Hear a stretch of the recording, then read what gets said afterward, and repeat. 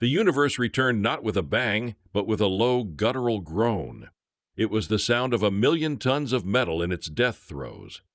Tyler floated in the half-light of the primary engineering bay, the magnetic soles of his boots having lost their grip during the concussion. Red emergency strobes painted slow, repeating strokes of blood across the walls, each pulse revealing fresh chaos, sheared conduits vomiting sparks, buckled support beams, and a fine, glittering dust of vaporized components that hung in the air like a funeral shroud. The klaxons were dead. The silence that had replaced them was somehow louder, heavier, pressing in from all sides. It was the sound of the end. He ran a hand over his face, his palm coming away slick with sweat and grime. A systems check, automatic and ingrained, ran through his mind. No pain beyond a dull ache in his ribs, limbs functional, his breath hitched in his chest, the air thin and tasting of burnt electronics and cold metal.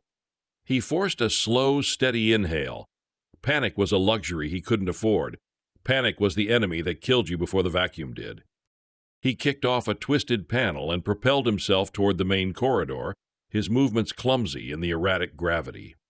The station, Kepler's Hope, was a joint venture, a symbol of human-Vex cooperation perched in a sentinel orbit around the volatile star it was built to study. That star had just reminded them of its power. A coronal mass ejection, larger than any predicted by the models, had struck them head-on. The corridor was a war zone. The soft ambient lighting of the Vex aesthetic was gone, replaced by the stark, brutal red of human emergency systems. He moved toward the command deck, his boots now clinging to the floor plates with a satisfying magnetic thud. He needed a status report. He needed data. He found her there. Zethra, the station's Vex lead scientist, stood before the main holodisplay, which was nothing more than a flickering, staticky ghost of its former self. Debris floated around her like silent, orbiting moons, but she stood untouched, a pillar of calm in the swirling wreckage. Her tall, slender form was poised with an unnatural stillness, her pale lavender-gray skin seeming to absorb the frantic red light without reflection. The intricate bioluminescent patterns on her temples pulsed with a slow, steady, cool blue light, the Vex baseline for placidity. She didn't seem to have a scratch on her. "Report," Tyler said, his voice a dry rasp.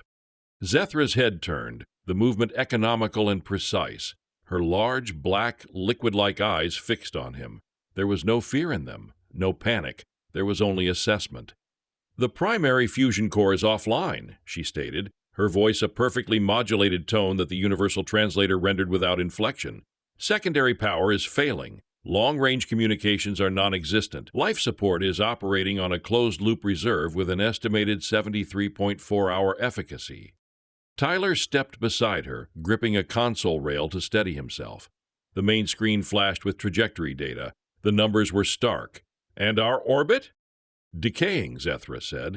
"The ejection's force vector has pushed us into a terminal ellipse. Orbital intersection with the star's chromosphere will occur in approximately 72 hours. She paused, her dark eyes unblinking. "The station's structural integrity will fail long before then. The prognosis is without ambiguity. We are functionally dead." Tyler stared at the cascading numbers, each one a nail in their coffin. He saw the logic. He saw the math. It was a perfect, elegant equation of their doom. He felt the cold dread trying to find purchase in his gut, the icy tendrils of hopelessness. He fought it back, beat it down with a lifetime of practice. He had fixed too many broken things to believe in lost causes. He turned his head to look at Zethra. Her focus was absolute, her acceptance of the facts total. She was already gone, her mind having processed the data and arrived at the only logical conclusion. A strange tension pulled at the corners of Tyler's mouth. It felt alien on his own face, a muscular spasm born of pure defiance. It was a grim, tight-lipped expression that bared his teeth. He smiled. Zethra's luminous temple patterns flickered for a fraction of a second, the only sign of her surprise. "Your facial muscles are contracting in a manner typically associated with aggression or pleasure. Given our circumstances, both responses are illogical." "It's a human thing," Tyler said, the smile locked in place. "The fight's not over until it's over." He turned from the dying screen and looked toward the mangled corridor. "Now let's see about that secondary power." The command deck was a tomb of dead technology. Zethra had spent the last hour interfacing with the few remaining diagnostic nodes, her slender fingers moving with practiced efficiency over the responsive surfaces. The data she collected was uniformly grim, a digital litany of their failures. She collated it, refined it, and prepared it for presentation, her mind operating with the clean, dispassionate precision her species revered. Logic was the only true shield against the chaos of the universe. Emotion was a variable that led to flawed conclusions. Tyler returned, his face smudged with black grease, but his movements still charged with that bizarre, restless energy. He had found a working emergency rations dispenser and brought back 2 nutrient paste packets. He offered one to her. She declined with a slow shake of her head. Caloric intake is irrelevant, Zethra stated, turning her attention to the tactical display she had managed to coax back to life. It will not alter the outcome. It is a waste of resources. It's not a waste if it keeps you thinking, Tyler countered, tearing his packet open with his teeth. He squeezed a line of the gray paste into his mouth, his expression unchanging. You find a problem, you solve the problem. First problem, energy. What's the full report? Zethra brought up the projection. It was a masterpiece of data visualization, a stark and elegant model of their demise. A 3D render of Kepler's hope glowed in the center, a red line, spiraling from it into a simulated sun. As I stated, the primary core is offline. The containment fields collapsed. It did not breach, which is the only reason we are alive. However, all primary power conduits were fused in the surge. She highlighted a network of lines within the station's schematic. Secondary power is running from emergency batteries, but the main distribution grid is compromised. We have isolated pockets of power, but they are failing in sequence as the system overloads at each failed junction. She pointed to another set of figures. Life support is on reserve tanks. It cannot be recycled without the primary atmospheric processors. 47 hours, 51 minutes remaining at current consumption rates. Another window showed their orbital path. And this remains the terminal variable. 71 hours, 12 minutes until atmospheric entry.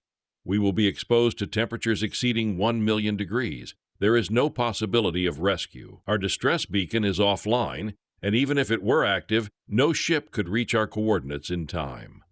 She turned off the display, the sudden darkness making the red emergency strobes seem more violent.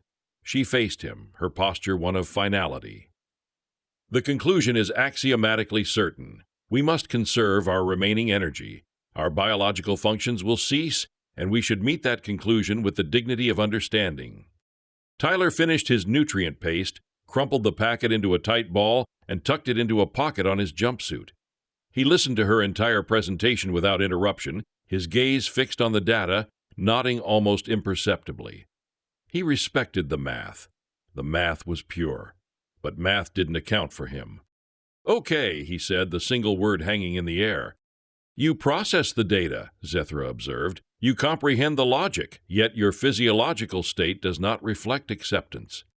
The data's fine, your conclusion is flawed, Tyler replied, pointing not at the grand, terrifying projection of their orbital decay, but at a small, secondary schematic on a nearby panel. It showed a service crawl space in Sector Gamma, near the main engineering bay he had just left. You said the main distribution grid is compromised, but the tertiary comms relay in Gamma 7 has its own capacitor. It's designed to send a final burst of diagnostic data in the event of total system failure. Zethra tilted her head. I am aware. The capacitor holds a trivial amount of energy, enough to power a low-frequency broadcast for less than 3 seconds. It is insignificant. The relay is fried, Tyler continued, his voice picking up speed. But the power line feeding it from that capacitor is shielded. It might be intact.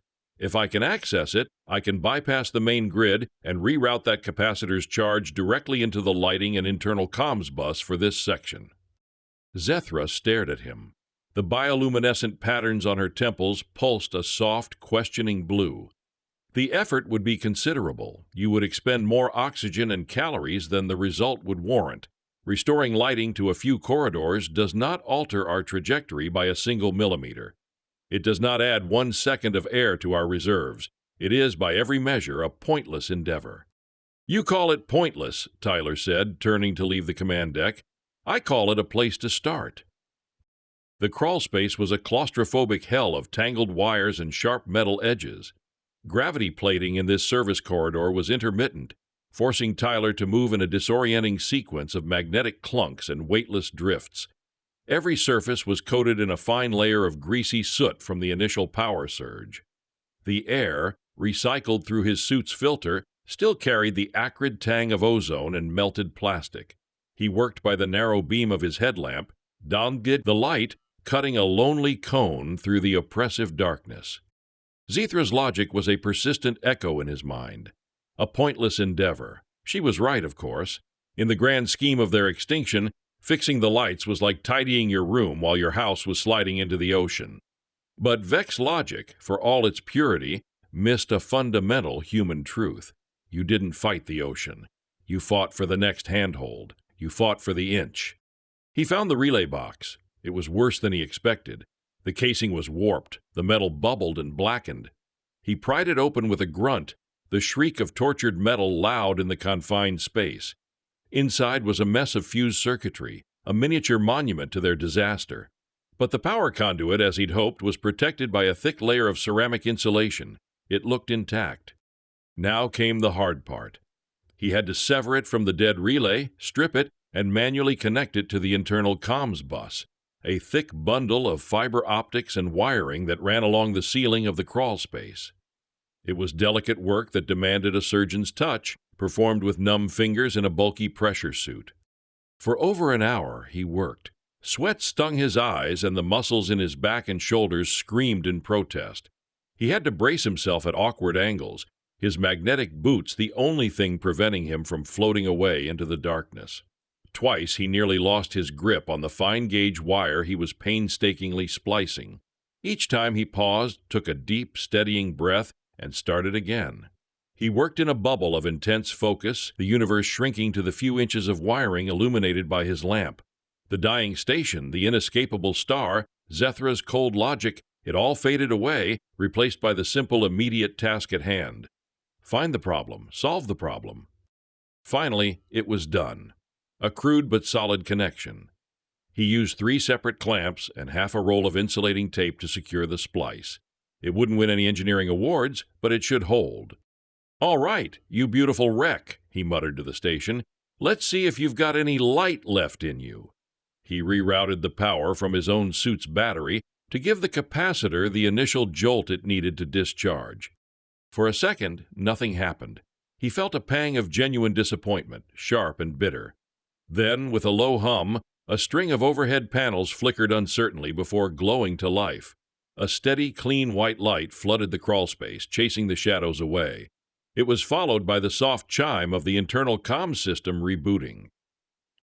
"Zethra," he said into his helmet mic, his voice cracking with fatigue and a surge of raw triumph.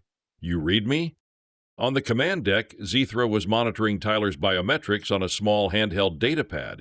His heart rate was elevated, his oxygen consumption high, all predictable outcomes of the pointless task. She was in the middle of logging his actions as a case study in non-rational human behavior under terminal stress when her console suddenly chirped. A comms link request. From engineering. Her head snapped up. A bank of monitors, previously dark, now glowed with a steady white light. The image was grainy, fed from a security camera in Sector Gamma, but it was clear. It showed Tyler, floating out of the service hatch, his helmet now retracted. His face was filthy, a dark cut stood out on his cheekbone, and he was clearly exhausted. But he was looking directly at the camera, and he was grinning, a wide, unrestrained display of teeth and grit that was utterly defiant. Zethra zoomed in on the image. She analyzed the contraction of the zygomaticus major and orbicularis oculi muscles. She cross-referenced it with her database on human expressions.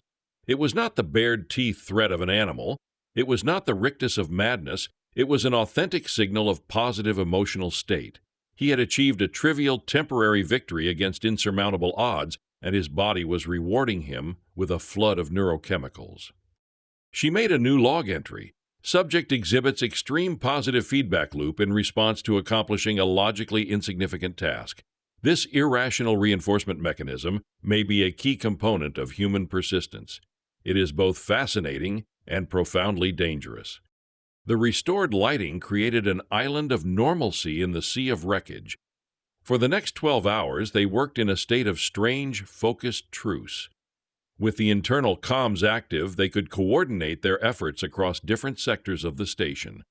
Tyler, fueled by his small victory, moved with relentless purpose, salvaging components and testing power junctions. Zethra, unable to deny the utility of the improved visibility, used the time to run deeper system diagnostics, her mind mapping the station's myriad failures with even greater precision. They met back on the command deck, the air thick with the unspoken tension between her logic and his will. "I have completed a full diagnostic of the propulsion system," Zethra announced, her voice as level as ever. The bioluminescent glow at her temples remained a calm, steady blue. "The maneuvering thrusters are offline, as expected. Their power regulators were vaporized." "But the thrusters themselves?" Tyler asked, leaning over the console. "The physical assemblies, the fuel lines?" "They appear structurally intact," Zethra conceded. "The VEX design incorporates multiple redundancies in all critical hardware." "Then we have a chance." The words were quiet, but they landed in the silent room with the force of a detonator. Zethra's dark eyes fixed on him. "Please elaborate on this chance. I am eager to understand the logic you are employing." Tyler pointed to the station schematic. "Your design is good. The fuel lines are self-sealing, and the magnetic nozzles are solid-state. They don't need complex regulators to function, just a massive controlled burst of power." He then gestured to a different system display. "Life support. You said the primary atmospheric processors were offline, but the coolant system for those processors runs on a closed loop of liquid helium. The pumps are fried, but the reservoirs are intact." A flicker of understanding or perhaps confusion crossed Zethra's features. "Correct, the helium reservoirs are full." "If we can vent that supercooled helium directly onto the salvaged power conduits from the secondary systems," Tyler explained, his hands moving through the air as he sketched his plan, "we could theoretically lower their resistance to near zero. Create a temporary superconductor. It would let us channel the entire remaining charge from the station's batteries into the thrusters for a single massive burn." He looked at her, his eyes intense. "It's not about escaping. It's about changing the equation. We fire one thruster at the periapsis of our orbit for exactly as long as the batteries can handle the load. We don't break orbit, we just push the apoapsis out. We turn this death spiral into a stable, if eccentric, parking orbit." Zethra was silent for a full minute, her internal processors likely running trillions of calculations. When she spoke, her voice was flat. "The number of unverified assumptions in your plan is extensive. The probability of creating a stable superconducting effect is infinitesimal. The risk of a catastrophic power surge that would instantly destroy the batteries is over 99%. The navigational calculations required to determine the precise burn vector and duration without the aid of the ship's computer are profoundly complex. It would require hours of manual computation." "So you do the math," Tyler shot back. "I'll handle the hardware. It's a long shot, but it's the only shot." "A long shot is a statistical improbability," Zethra countered. "This is a statistical absurdity. It is illogical." "It's better than sitting here and waiting to burn." Their argument was cut short by a violent jolt that threw Tyler against the console. A deep, groaning screech echoed through the hull, followed by the high-pitched scream of escaping atmosphere. A red alert flashed on a nearby panel, a new one this time. "Hull breach, Sector Delta, external access corridor." Zethra's eyes widened almost imperceptibly. "Sector Delta," she whispered. "The corridor leading to the external maintenance airlock for the port maneuvering thrusters." The station had just blocked the path to their only hope. Tyler looked at the alert, then at Zethra. The wolfish grin was back on his face, tighter and more feral than ever. "The universe doesn't like it when you fight back," he said. "Good, that means we're doing something right." The walk to the Delta Sector airlock was a journey through a dying beast. They moved through corridors where the emergency lights had failed, plunging them into absolute blackness broken only by the beams of their helmet lamps. The sounds of the station were different now, not the groans of stress, but the faint, final sighs of depressurization. The breach was in the access corridor, as the alert had indicated. A section of the outer hull had been peeled back like a lid on a can, the result of a secondary explosion in a nearby plasma conduit. The void of space was not a silent emptiness. It was a hungry, hissing presence just beyond the shimmering field of the emergency containment barrier. "The thruster assembly is on the exterior hull, 20 meters from that airlock," Tyler said, his voice tinny over the private comms channel. "We'll have to go out." "The EVA suits are in the adjacent locker," Zethra replied, her tone betraying no hint of fear. "I have already reviewed their specifications. They are functional." Suiting up was a grim mechanical process. Inside the cramped metal shell, the world was reduced to the sound of his own breathing and the data scrolling across his heads-up display. He checked Zethra's seals himself, a habit from his time on orbital construction rigs. She stood perfectly still, allowing the inspection with an unnerving passivity. The airlock cycled, and they stepped out into the blinding light of the star. It was a terrifying, beautiful sight, a sea of incandescent fire that filled half the sky. Below them, the curved hull of Kepler's Hope stretched out, a landscape of scorched metal and glittering ice crystals from vented atmosphere. "Stay tethered. Keep your movements slow," Tyler ordered, his voice all business. "I'll lead." He clipped his tether to the guide rail and began to pull himself along the hull, his magnetic boots clunking securely with each step. Zethra followed, her movements graceful and precise even in the cumbersome suit.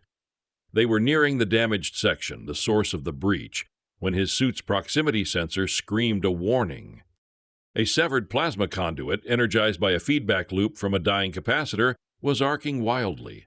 A whip of pure white-hot energy lashed out, striking the hull just meters from Tyler's path. "Conduit's live!" he yelled, trying to reverse his course. He was too slow. The conduit convulsed again, a serpent of raw power striking directly toward his position. In that split second, his mind didn't have time for fear. He only had time to register the inevitability of the impact. Then a force slammed into him from the side, throwing him clear. It was Zethra. She had launched herself from the guide rail, her Vex physique generating a surprising amount of force, tackling him out of the discharge path.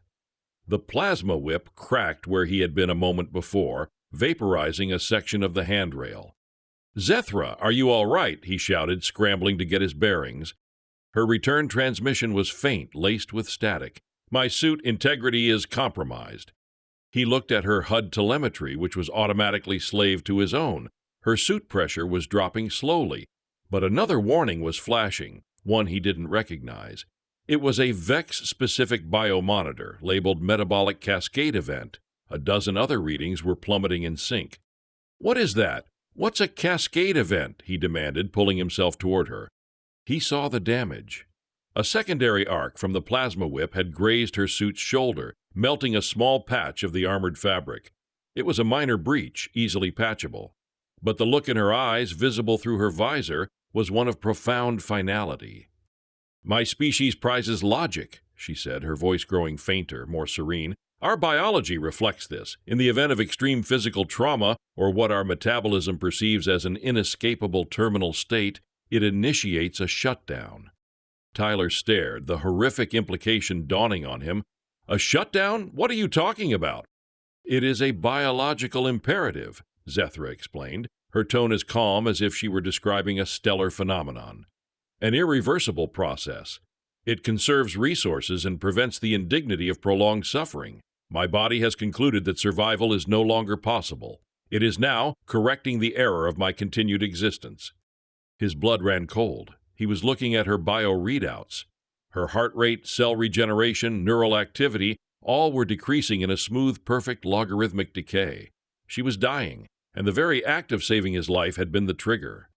"My fight for survival," he whispered, the words catching in his throat, "has just convinced your body to kill you." The universe seemed to contract around Tyler, shrinking to the space of Zethra's visor and the horrifying placid acceptance in her eyes. The star burned behind her, a silent, majestic witness to the unfolding tragedy. His own survival, the grand, improbable plan, it all evaporated, replaced by a single crushing focus. Her vital signs were a cascade of falling numbers on his HUD, a clinical silent scream. "No," he said, the word a ragged breath. "No, we can patch the suit. It's a minor breach. We get you inside. We can stabilize you." "You misunderstand," Zethra's voice replied, softer now, each word seeming to require more effort. "The suit is irrelevant. The breach was merely the catalyst. The process is internal, metabolic. It cannot be halted." The bioluminescent patterns on her temples, visible even through the visor's glare, had dimmed from their usual cool blue to a faint fading violet. "It is a dignified, logical end." "There's nothing dignified about giving up," Tyler snarled, his voice raw with a sudden furious energy. He unclipped a patch kit from his belt, his hands clumsy in the thick gloves. "Logic be blasted. You're not dying. Not like this." He moved toward her, but she raised a hand, a gesture that was surprisingly firm. "Your efforts are pointless, Tyler. They will only expend your own resources. My path is now set. You must continue with your plan. It is your only chance." He stopped, frozen by the sheer unassailable sincerity in her voice. She was trying to save him, even as her own body was methodically shutting down. The absurdity, the sheer tragic irony of it struck him like a physical blow. He had been so focused on fighting the station, the orbit, the cold equations of fate. Now the enemy was inside his only crewmate. It was her own biology, her own philosophy, made manifest. "I'm not leaving you here," he said, his voice low and hard. "You must," she insisted. "My consciousness will fade within the hour. My motor functions are already degrading. I will be of no further use." On his display, her oxygen consumption rate was dropping, not because the suit was leaking faster, but because her lungs were demanding less. Her body was systematically relinquishing the fight for life. This was the Vex way, to analyze a situation, accept the inevitable, and bow out with grace. To Tyler, it was the most profound horror he had ever witnessed. It was surrender on a cellular level. His own humanity, the stubborn, often irrational refusal to go quietly, rose up in him like a firestorm. "That's not how this works," he said, moving to her side and ignoring her weak protest. He grabbed her arm, his grip firm. "I'm taking you back to the airlock. We get you inside. We figure this out." "There is nothing to figure out," Zethra whispered, her body limp in his grasp as he began to pull her along the guide rail. "You are delaying your own survival for a sentimental gesture." "Call it whatever you want," Tyler grunted, the effort of pulling her dead weight straining his muscles. "We started this together. We're finishing it together." The fight had changed. It was no longer an abstract battle against physics. It was intimate. It was a race against a biological clock that was designed to run down. Every meter he pulled her toward the airlock felt like a defiance of her entire culture, a rejection of her species' most fundamental truth. He saw it in the dimming light on her temples, heard it in the shallowing breaths over the comm. He was dragging her, against her will, away from the peaceful, logical end she believed was her right. His fierce, desperate grip on her suit was a declaration of war against her own impending peace. He was fighting for her life, and in doing so, he had become the enemy of her death. Back inside the relative safety of the airlock, the silence was deafening. Tyler helped Zethra out of her suit, her movements slow and increasingly uncoordinated. The lavender gray of her skin seemed paler, and the violet light from her temple patterns was now just a faint, pulsing ember. She leaned heavily against the bulkhead, her large, dark eyes seeming to look through him. "You have wasted 37 minutes," she said, her voice a near inaudible whisper. "Your probability of success has diminished." "The probability was near zero to begin with," Tyler retorted, his own voice tight with controlled desperation. He knelt, opening a medical kit. "What can I do? Is there a counter-agent? A stimulant?" "You persist in viewing this as a malady to be cured," Zethra breathed. "It is a feature, not a flaw. My body is achieving equilibrium with its environment. There is no counter-agent for logic." Tyler slammed the medkit shut. He stood up, pacing the small confines of the airlock like a caged animal.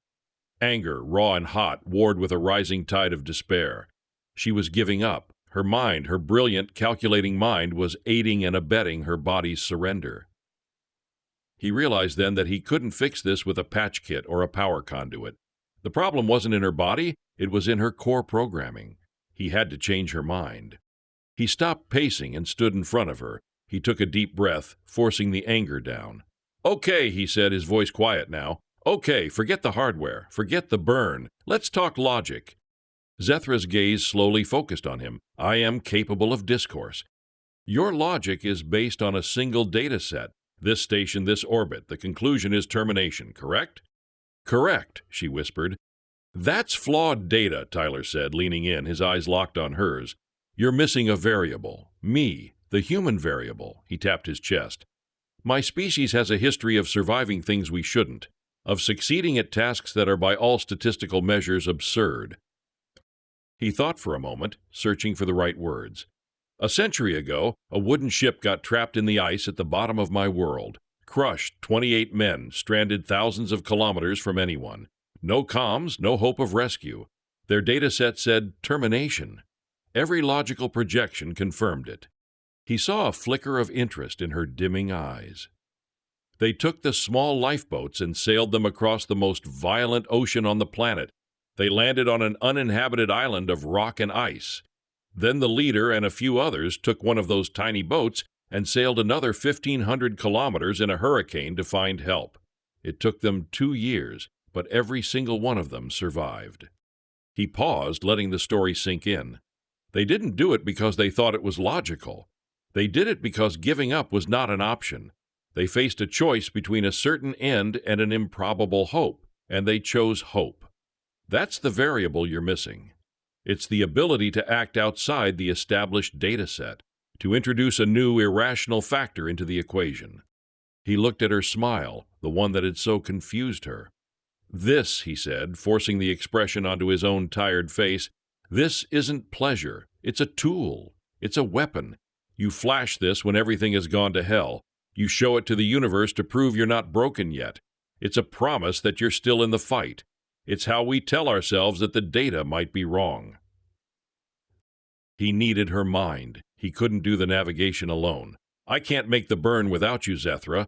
I can do the work, but I need your calculations, your logic. Help me. If we fail, your body gets the end it wants. But if we succeed, we introduce a new data point, the one where we live. Zethra was silent for a long time. The violet glow on her temples flickered. The probability remains negligible. Negligible isn't zero, Tyler pressed, his voice soft. Help me fight for the inch, Zethra. She looked at her own hands, at the faint light pulsing there. Then she looked back at him. A decision was made, not in a surge of emotion, but in a final logical test. Provide me with the control interface, she said, her voice impossibly faint but clear. I will run the calculations. The alliance was forged. It was a desperate, beautiful thing, a symphony of mind and body against the cold physics of their doom.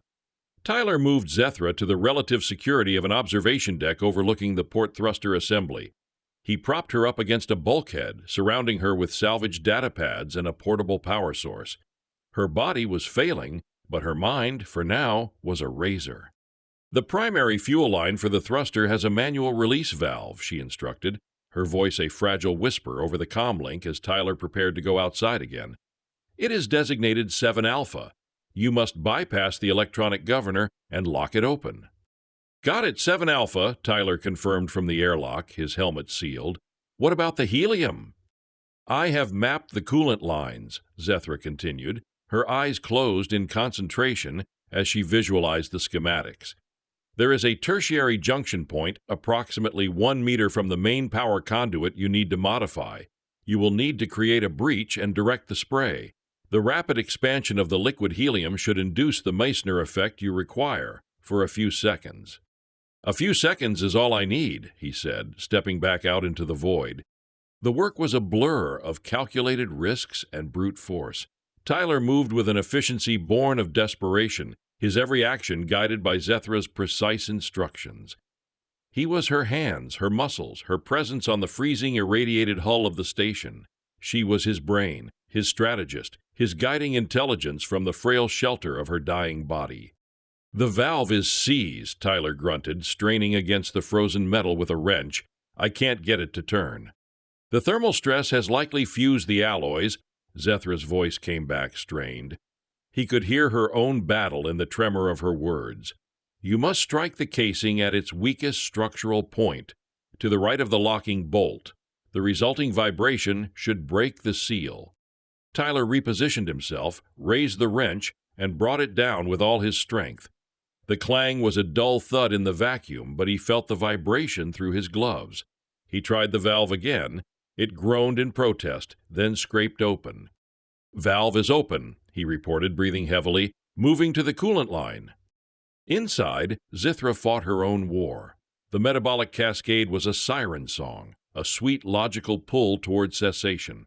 Her vision was tunneling and waves of cold washed over her. She fought it by focusing on the math. She filled the datapads with equations, calculating the burn duration down to the millisecond, factoring in the station's spin, the star's gravity well, the estimated thrust from the jury-rigged nozzle. The numbers were a shield against the biological urge to surrender. Every correct calculation was a small act of defiance. Tyler reached the power conduit. It was thick as his arm, snaking across the hull. "Okay, Zethra, I'm at the junction. How do I do this without blowing myself to bits?" "Patience, Tyler," she whispered. Her bioluminescent patterns were now barely visible, a ghost of light on her skin. "You must puncture the coolant line on the far side, away from the conduit. The spray must envelop the conduit, not strike it directly. Use the piercing tool. A 3-centimeter breach should suffice." He followed her instructions to the letter. The moment the tool pierced the line, a silent, violent plume of cryogenic mist erupted, instantly flash-freezing everything it touched. The vapor enveloped the power conduit in a shimmering ethereal cloud. His suit's temperature sensors screamed warnings. "It's working!" Tyler yelled, a note of pure disbelief in his voice. "The resistance readings are dropping. They're dropping to 0.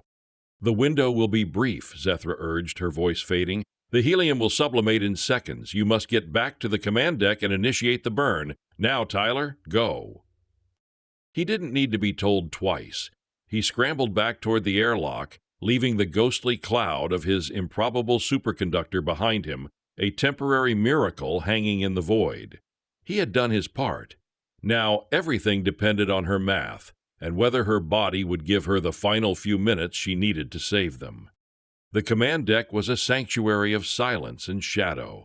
Tyler slammed the inner airlock door and scrambled out of his suit, his movements frantic. Every second counted. The superconducting effect was temporary, a fleeting gift from the laws of physics. Zethra's life was even more so. He found her slumped against the console where he had left her, the datapads having slid from her lap. The faint violet light at her temples was gone. For a terrifying moment, he thought he was too late. He rushed to her side, placing his fingers on her neck. Her skin was cold, but he felt a pulse, faint and thready, a tiny drumbeat of defiance. Her eyes fluttered open.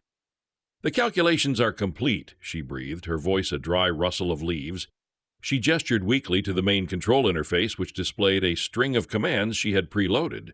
"The vector, the duration, it is all there. You only need to initiate the sequence." Tyler looked from her pale, drawn face to the screen. It was a single elegant line of code, a lifetime of her genius distilled into one command, their lives distilled into one button. "Will this work?" he asked, the question hanging in the cold air. "The logic is sound," she whispered, and a flicker of something, pride perhaps, passed through her dark eyes. "The rest is a matter of execution." He leaned over the console, his hand hovering above the activation key. This was it, the culmination of all his effort, all her intellect, the final desperate gamble. He took one last look at Zethra. Her eyes were closed again, her battle nearly over. He was doing this for her now as much as for himself. He pressed the key. For a heartbeat, nothing happened. Then a low, deep hum vibrated up through the floor plates, a sound the station hadn't made since before the flare. It was the sound of the emergency batteries, shunting their entire remaining charge into a single unprepared system. The lights on the command deck flickered and died, plunging them into absolute darkness. The only illumination came from the red glow of the thruster icon on the control panel. A deep, shuddering groan began to build, shaking the entire station. It was the tortured scream of a machine being pushed far beyond its limits.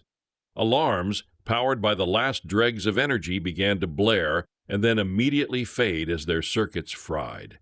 The vibration intensified, becoming a violent, bone-jarring shudder. A shower of sparks rained down from the ceiling. Tyler gripped the console, his knuckles white, bracing himself against the station's death agony. He could feel the immense raw power being channeled through the hull, the temporary superconductor holding just long enough to unleash hell. On the screen, a timer counted down the seconds of the burn. 5, 4, 3. A loud bang echoed from deep within the station as a capacitor bank exploded. The shaking grew more violent. It felt like the ship was being torn apart. 2. The thruster icon on the panel went dark. The deep groans ceased. The violent shaking stopped. And then there was only silence. A profound, unearthly silence. The darkness was total. The station was adrift and utterly dead, all its energy spent in one final desperate roar of defiance. They had gambled everything. Tyler stood in the blackness, his own ragged breathing the only sound in the universe. He didn't know if they were saved or if he had just signed their death warrant in a more spectacular fashion. He reached out blindly, his hand finding Zethra's. Her skin was ice cold. There was no pulse. Time ceased to have meaning in the silent dark. Tyler knelt beside Zethra, her cold, still hand in his, a leaden weight of failure settling in his chest. He had pushed her, demanded she fight her own nature, and for what? To die in the dark a few hours sooner? The silence was his answer. He had lost. Then a flicker. A single emergency light, powered by a tiny, independent chemical battery, sputtered to life above the main console. It cast a weak, ghostly green glow over the command deck. It wasn't much, but it was enough. Tyler's gaze was drawn to the navigation display. It was dead, but a small, adjacent sub-monitor, also on a low-power backup, was active. It showed a single updating graphic, a simple plot of their orbital trajectory. The red, decaying spiral was gone. In its place was a long, graceful blue ellipse. It was stable, highly eccentric, swinging them far out into the system before bringing them back in, but stable. The apoapsis was well beyond the star's fatal reach. His breath hitched. A sound, half laugh, half sob, escaped his lips. "You did it, Zethra," he whispered to the still form beside him. "You crazy, logical, brilliant, you did it." The math had been perfect, the execution flawless. They were alive, they had time. As if in response to his words, he felt a faint tremor in the hand he was holding. He looked down.